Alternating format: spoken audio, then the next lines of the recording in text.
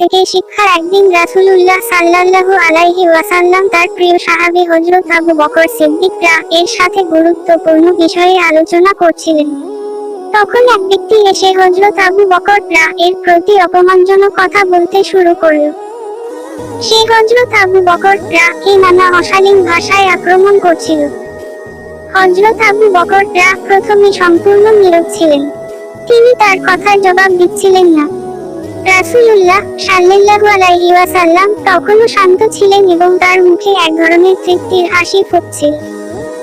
কিছুক্ষণ পর সেই ব্যক্তি তার সীমা ছাড়িয়ে গেলে হযরত আবু বকর তাকে কিছু জবাব দিলেন। তখন রাসূলুল্লাহ সাল্লাল্লাহু আলাইহি ওয়াসাল্লাম হঠাৎ করে উঠে চলে গেলেন। হযরত আবু বকর দুঃখিত হয়ে রাসূলুল্লাহ সাল্লাল্লাহু আলাইহি ওয়াসাল্লাম এর পেছনে গেলেন এবং জিজ্ঞাসা করলেন, ইয়া রাসূলুল্লাহ, আমি কি এমন কিছু করলাম যার জন্য আপনি রাগান্বিত হলেন? তখন রাসূলুল্লাহ সাল্লাল্লাহু আলাইহি ওয়াসাল্লাম বললেন, তোমার নীরবতার সময় ফেরেশতারা তোমার পক্ষ থেকে সেই ব্যক্তির জবাব দিচ্ছিল, কিন্তু যখন তুমি নিজে তাকে জবাব দিতে শুরু করলে তখন ফেরেশতারা চলে গেল এবং শয়তান এসে উপস্থিত হলো। আমি এমন জায়গায় থাকতে পারি না যেখানে শয়তান থাকে, তাই আমি উঠে চলে এসেছি।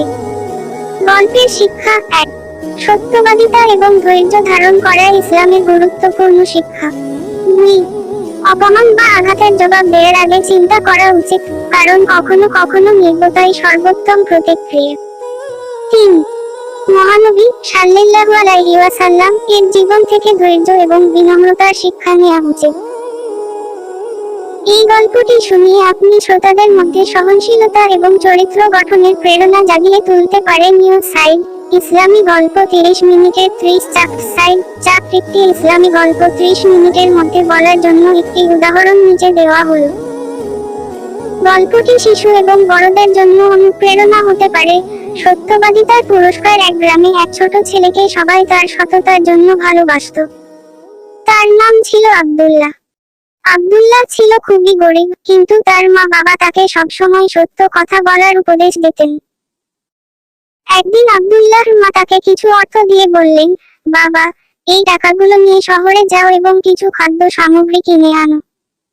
আব্দুল্লাহ সেই অর্থ নিয়ে শহরের দিকে রওনা হলো।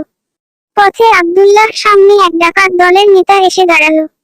সে বলল, তোর কাছে কি আছে তা তাড়াতাড়ি বলে দে।